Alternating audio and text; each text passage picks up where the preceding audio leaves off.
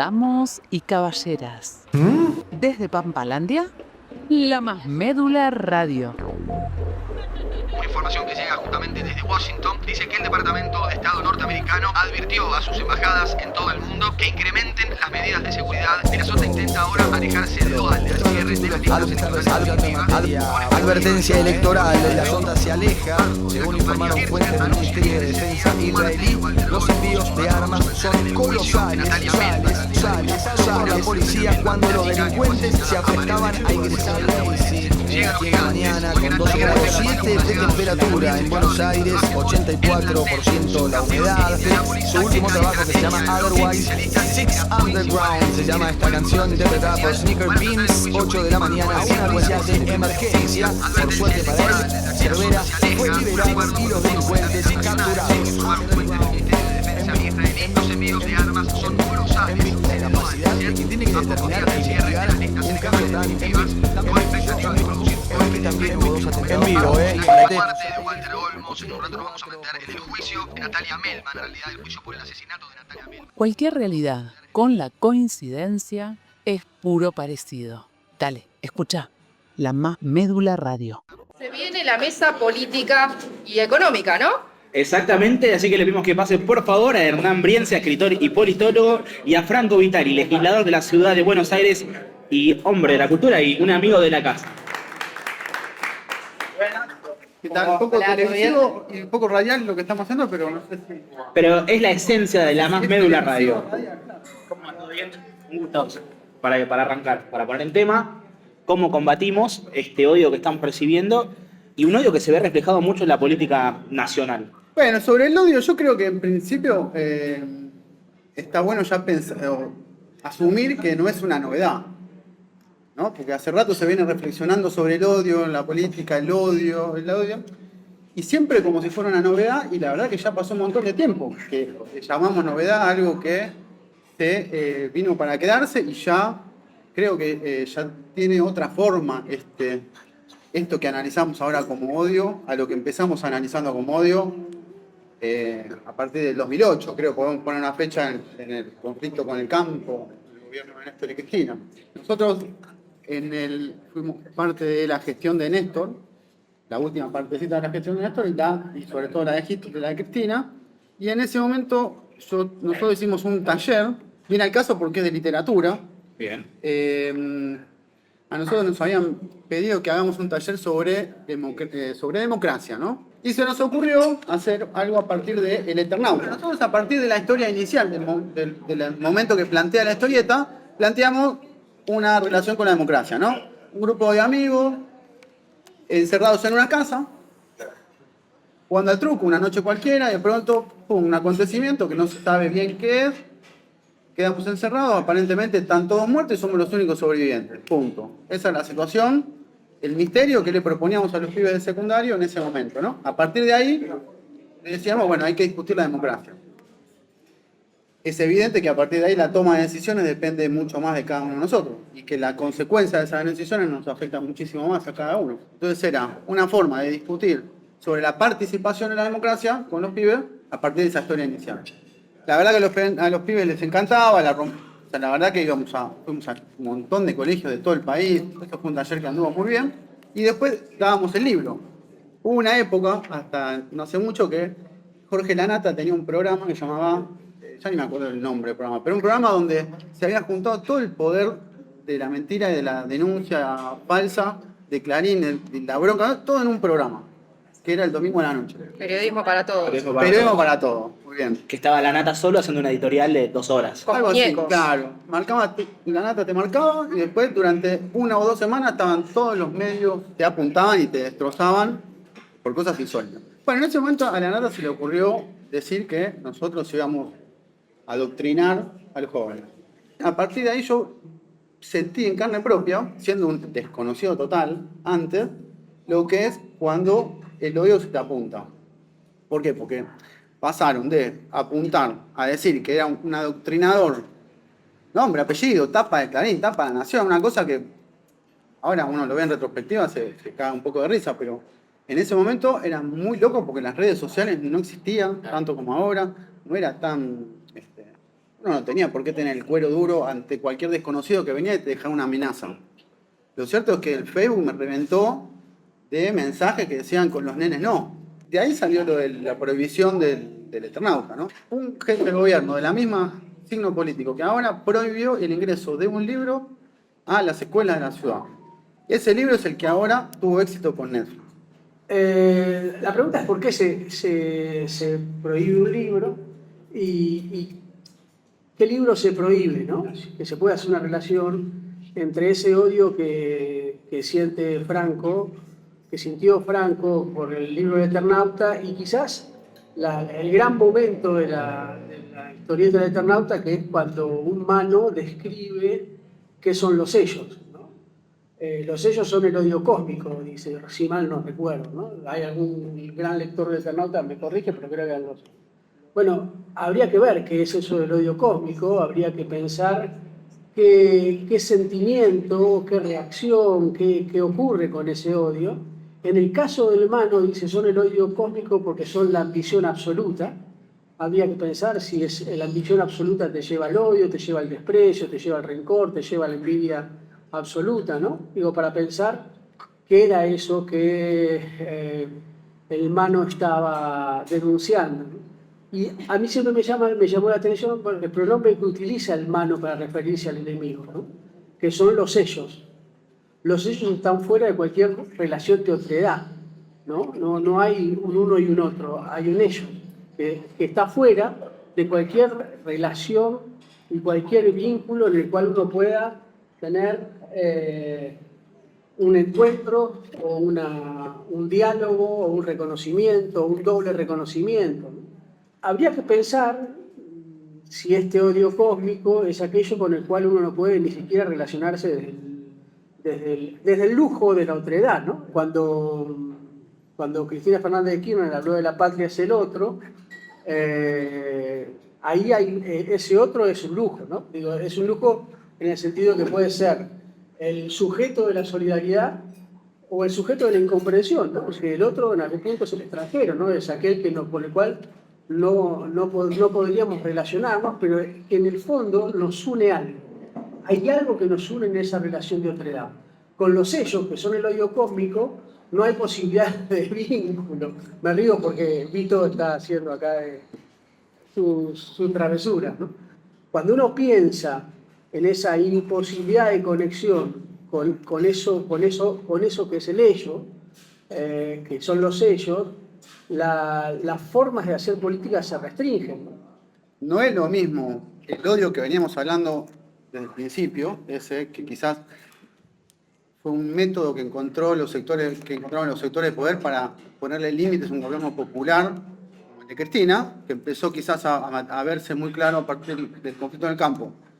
Hasta, bueno, puede ser un proceso que podemos decir que termina con su proscripción, con su falsa acusación, con su juicio mentiroso, con su condena y sobre todo con su proscripción, que es el objetivo que perseguía. El comienzo de la estigmatización de los militantes, el comienzo de la deshumanización del adversario, todo ese proceso que se vio en varios otros momentos históricos.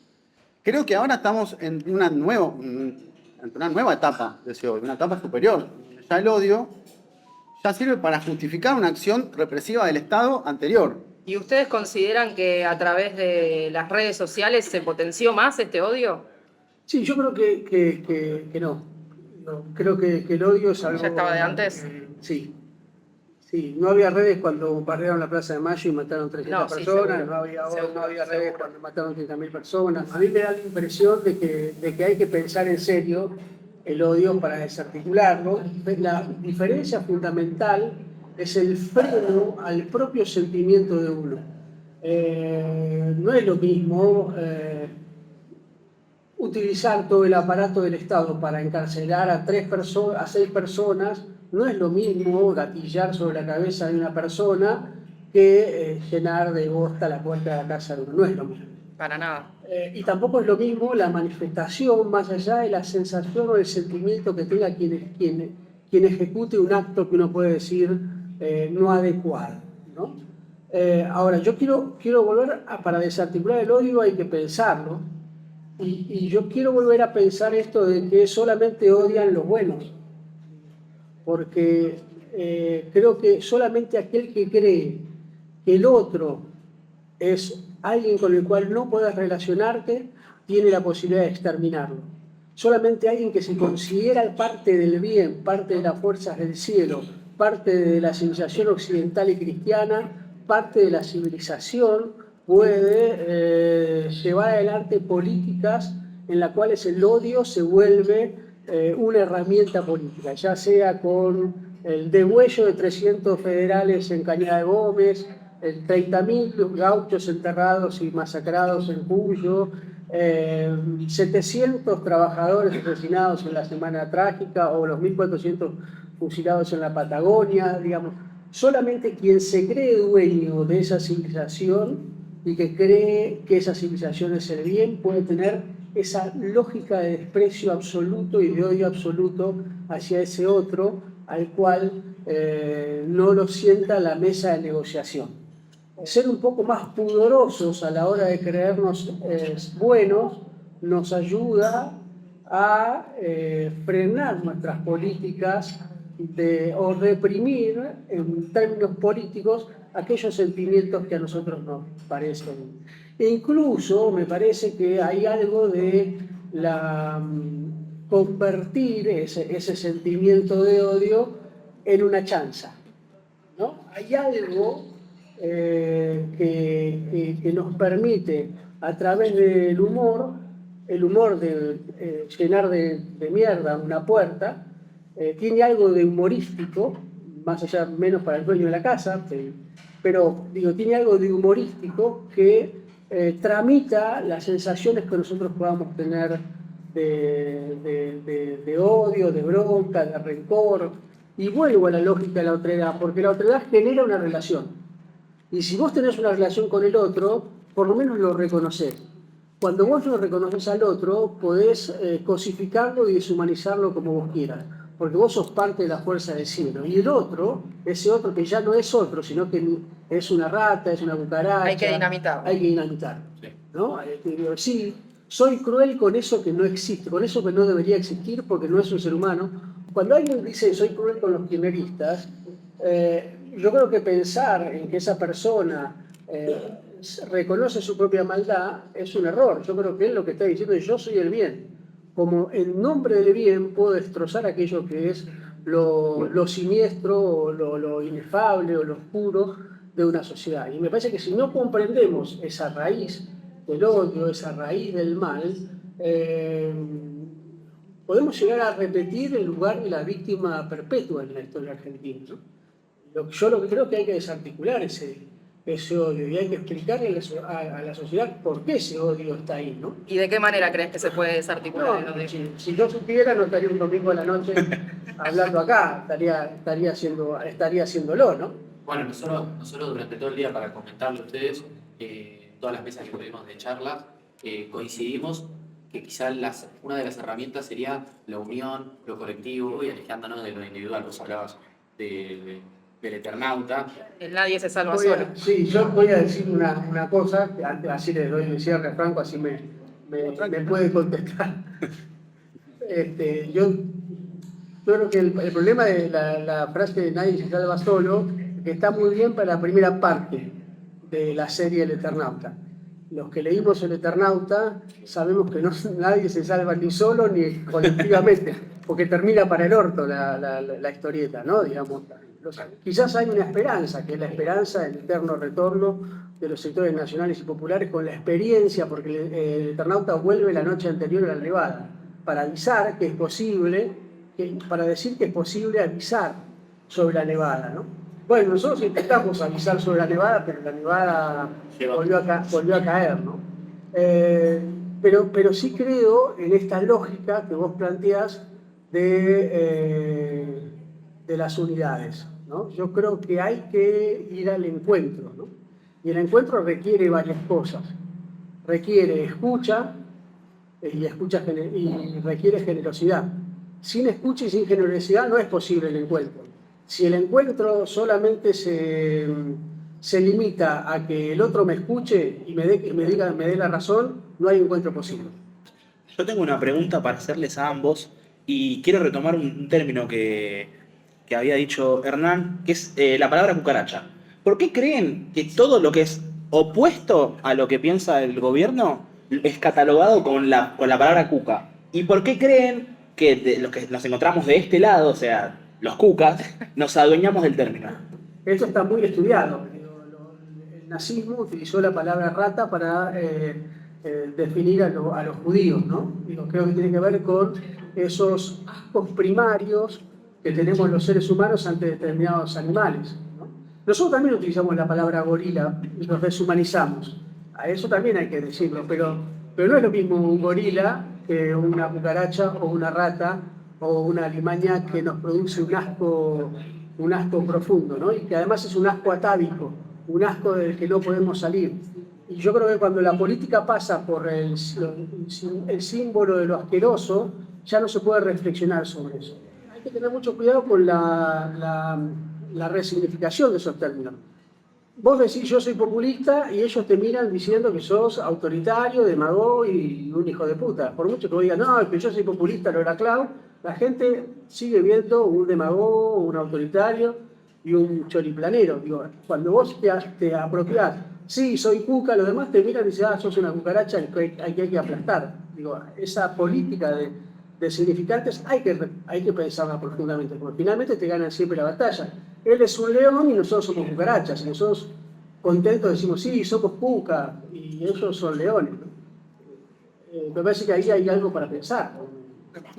Hay un debate que quizás yo, por haber estado en los 90 con una edad justa para militar y querer romper todo, tuvimos un debate parecido. Me acuerdo con los pibes de Hijo, nosotros participamos en los scratches de Hijo, ¿no?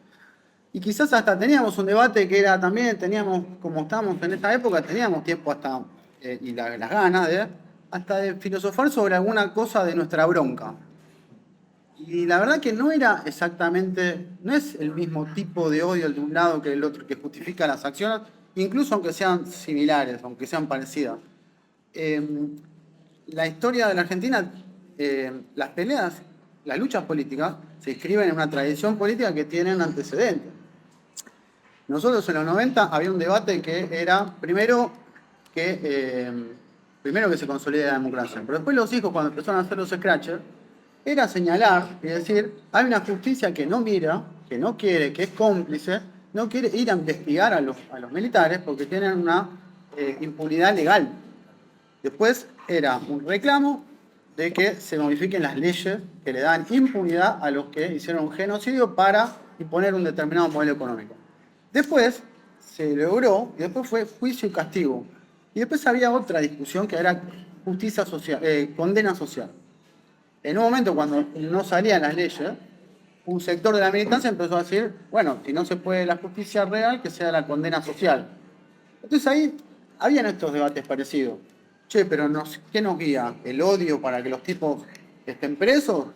He podido relacionar directamente que una familia que salió de la pobreza es lo peor que le podría haber pasado a Videla si eso es producto de las políticas contrarias a las que aplicó él. Digamos, esa reflexión sobre qué es lo que nosotros queremos en verdad, cómo damos vuelta al odio, bueno, le damos vuelta al odio con más política, con más y mejor política.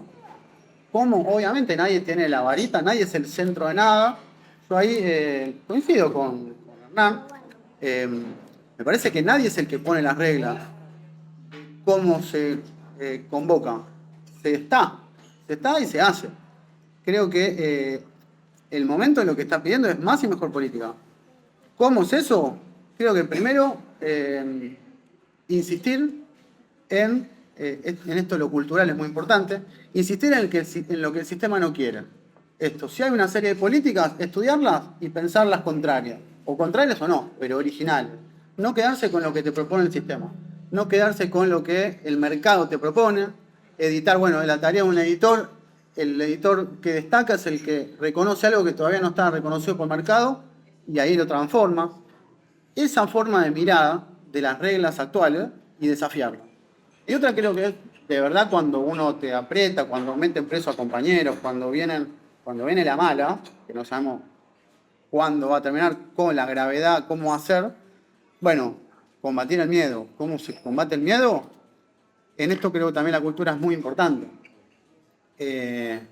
Poniendo el cuerpo y contagiando. Por ahí hay mucha gente, perdón que te interrumpa, por ahí hay mucha gente que por ahí apoya la causa y por miedo a, no sé, qué sé yo, en una marcha que salga en cámara, viste que hoy por hoy es como que genera un poco la persecución política y uno no se anima ni siquiera a tuitear algo porque ya te van a buscar a tu casa. ¿Cómo podemos hacer para convocar a esa gente que por ahí no se anima por miedo a tener alguna consecuencia de parte del gobierno? Sí, es que hay una búsqueda. Es cierto que hay un efecto de amedrentamiento. Yo no tengo ningún problema en ocultarlo. Hay veces que uno, hasta como militante, se caga un poco en las patas cuando Claro. es un naca que está cada vez más, parece más Robocop. ¿viste? Por las dudas no voy. Ahora, ¿viste? lo que también es cierto es que el efecto de amedrentamiento sobre la gente es así, porque si a una piba por tirarle caca a un diputado la mete en presa sin juicio, ¿qué va a hacer cuando te corten la luz? Mirá si vas a salir a protestar. El otro día cortaron la luz en invierno, cosa que no pasó nunca en la historia en otro país, y no salió nadie a cortar la calle.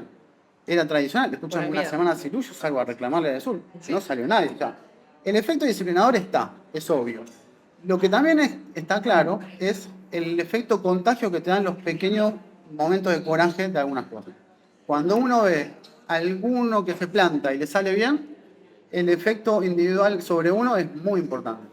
Y de pronto la forma de cultura que hay sobre esas reacciones a veces multiplican eso por 1000.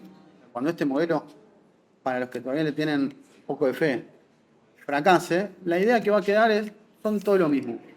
Creo que eso es un concepto que tenemos que discutir, pero obsesivamente, porque es mentira que todo es lo mismo. Es mentira. Quieren borrar de la historia reciente, de la memoria la historia reciente. No es todo lo mismo. No es lo mismo que gobierne el peronismo que gobierne el antiperonismo. Eso es una discusión que después está la discusión sobre cómo se gobierna cuando está en el peronismo, pero es central esa discusión, porque si no, la gente deja de ir a votar, la gente deja de discutir, los problemas son abstractos, estas discusiones que se pueden tener son abstractos. Si no se confía en que la intervención de uno o la intervención de otro cambia los resultados, ¿no? Me parece que eso es fundamental. Cristina hablaba el otro día de cabeza, corazón y coraje. Sí. Me parece que es un poco lo que estamos hablando. Plantarse, buscar formas creativas e inteligentes para plantarse, y confiar en que no somos todos lo mismo. Hacer diferenciarse. Dolina decía que para un analfabeto todos los libros son iguales. Bueno, no son todos los libros iguales. Para uno que descubre los libros, se da cuenta de los matices. Creo que en la política está el arte de mostrar esto, que no somos todos iguales y que uno tiene que mejorar su propuesta constantemente abriéndose con otros. Sí, obviamente. Bueno, yo creo que hay por lo menos dos plataformas o dos dimensiones de esta discusión. Y una es la discusión sobre qué es el odio o por qué combatir el odio, y otra es la dimensión política. Y yo creo que se mezclaron un poco las dos cuestiones. Si es cómo combatir el odio, la respuesta es una. Si es cómo combatir las herramientas políticas que utilizan el odio como herramienta, es otra cosa. Y me parece que ahí son complementarias las discusiones. ¿Por qué planteo esto? Porque estamos seguros que Caputo odia, o Caputo solamente tiene un proyecto de acumulación económica, personal y social. ¿Estamos seguros que Sturzenegger odia o solamente está estructurando un sistema de poder económico que excluye a las mayorías, que no tiene por qué odiar? ¿Estamos seguros que los jueces de la Corte Suprema odian a todos los kirchneristas o a todo el pueblo? No, es una estructuración de poder de acumulación política, digamos. Entonces me parece que ahí hay que diferenciar si lo que discutimos es el odio o la reorganización nacional en el quinto proceso de reorganización que plantea Milei, que no tiene por qué ser odiante, más allá de que utilizan la herramienta del odio como legitimación política, pero es otro debate, es otra discusión. Y a mí me parece que eso hay que limpiar el debate, digamos. Si nosotros vamos a utilizar la herramienta que ellos utilizan del odio para dar la vuelta y decir, no, los que odian son ustedes, es una Es una discusión posible, donde la cultura tiene mucho para discutir, pero no deja de ser una herramienta de legitimación política. Porque el odio no tiene por qué tener nada que ver con la acumulación política. Y la acumulación política puede utilizar el odio o no puede utilizarla. Digo, de hecho, si vos analizás los cinco digamos, procesos de reorganización nacional o los 5 procesos de neoliberalismo, tenés un neoliberalismo brutal, que es el de la dictadura militar, pero después tenés un neoliberalismo festivo que no odió. No, Digo, obvio. el menemismo no odió a nadie, al contrario, fue la joda. Digo, te dejó afuera el 30% de la población, pero no tenía un discurso odiador. Sin embargo, era el mismo patrón de acumulación política, económica y social, y planteaba una lógica de reformulación del Estado-Nación en función de ese proceso de organización nacional de 1860. Digo, cuando vos planteás el proceso de reorganización nacional del macrismo, ahí tenés un neoliberalismo sacrificial que empieza con esa lógica de la estigmatización, pero no tiene la explosión de odio que tiene este proceso de reorganización, que es el de Milei, que es una continuación, una profundización de los discursos del macrismo, es cierto, tiene algunos mismos personeros, como fundamentalmente Patricia Bullrich, ¿no? Patricia Bullrich hay que estudiarla muy bien. Estamos seguros, ahí yo me detendría, digo, ¿Patricia Bullrich es el odio o es O la ambición de poder. Sí, pero por eso, la ambición desmedida de poder, Claro. lo que el Mano decía que eran los sellos, ¿no? Digo, en Patricia Bullrich hay una persona que podría ser acusada de odio, ¿no? Sí. No importa desde qué lado, lo importante es que odia, ¿no? No importa para qué lado, pero lo importante es que ella ejerce violencia, ¿no? Sí, Digamos, una ahí hay sobreexplotación. algo, Una sobreexplotación de esa herramienta de odio que vos decís. Sí, pero me parece que ahí hay algo que ella tendrá que revisar con su analista, pero que la hace odiante, ¿no? Pero digo, me parece que discutimos el odio, discutimos la matriz de acumulación política, económica y social. Entonces me parece que ahí también hay que, si uno va a pensar no solamente la cuestión del odio, sino la cuestión política, me parece que también tenemos que animarnos a pensar otras formas de producir, de distribuir y de redistribuir la Y de hacer autocrítica también. No, para mí la autocrítica que la hagan ellos. Yo estoy podrido del que le pide perdonarme, ¿no? No, está bien. Perdoname, Está no bien. te Cada uno tiene su fui muy su categórico, opinión pero. No, está a ver, perfecto. El gobierno de Cristina Fernández de Kirchner terminó con 27% de inflación, con 6% de ocupación, y voy a dar los datos de la UCA, que son.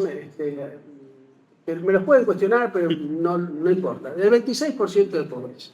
Y cuando el macrismo se fue, hubo un 39% de pobreza. Con lo cual, con los números de la UCA, ni siquiera con los números propios. Que hagan autocrítica los que pasaron la pobreza del 25% al 39%. Que hagan autocrítica los que la pasaron al 54% como Milei. Ahora, y en esto no le voy a sacar el culo a la jeringa, digo, quizás tendríamos que hacer autocrítica del 19 al 23, pero Sí, que hagan autocrítica a los demás. ¿Por qué tenemos que hacer siempre autocrítica los que hacemos las cosas relativamente bien?